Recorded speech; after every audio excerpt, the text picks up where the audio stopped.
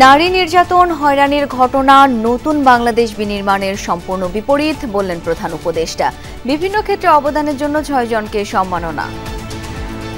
নারীর প্রতি সহিংসতা, নারী নির্যাতন প্রতিরোধ করতে হলে, বৈষম্যহীন সুন্দর বাংলাদেশ গড়তে হলে নারীর পাশে দাঁড়ানোর, তাদেরকে সমর্থন জানানোর কোনো বিকল্প নাই।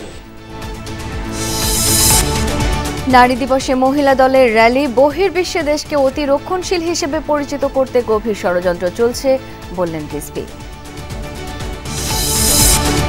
রাজধানীর বনশ্রীতে রাতে গুলি ছুড়ে ডাকাতি করা সেই স্বর্ণ, টাকা উদ্ধার, অস্ত্রসহ ৬ পেশাদার ডাকাত গ্রেপ্তার জানালেন ডিএমপি কমিশনার।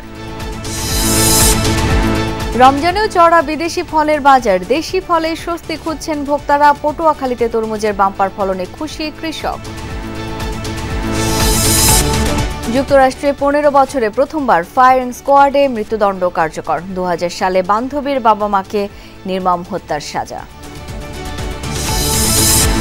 বাসাবর বৌদ্ধবিহারে ১ যুগেরও বেশি সময় ধরে ইফতার আয়োজন, প্রতিদিন অংশ নেন শত শত মুসল্লি।